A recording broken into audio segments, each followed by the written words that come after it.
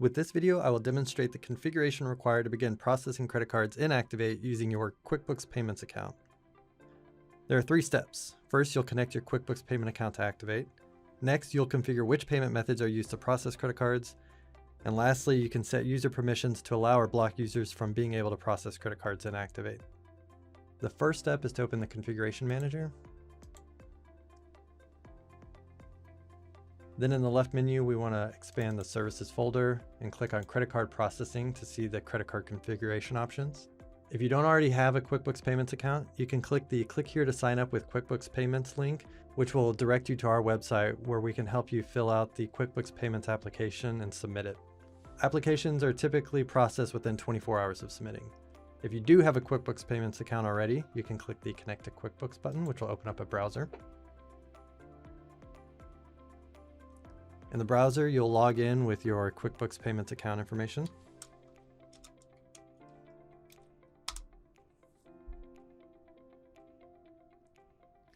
After logging in, you'll be presented with this message confirming that you do want to connect your Acctivate company with your QuickBooks Payments account. To confirm, click Connect.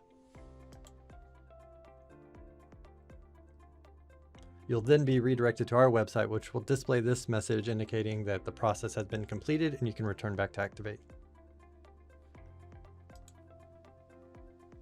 In Acctivate, you'll see the Configuration Manager screen has changed to again confirm that the connection has been made and your Acctivate company is connected to your QuickBooks Payments account. Now that we've connected the two, we can begin to configure payment methods. Payment methods are found under the Sales Order folder. Click on Payment Method to display the list of payment methods. This list is created and managed in QuickBooks, so if you need to add or edit to it, you would make the change in QuickBooks and then run a sync and Acctivate. What we need to do here is define which payment methods are going to be used to process credit cards. To do that, we would click Edit, check the credit card checkbox next to the payment method, and then click Save.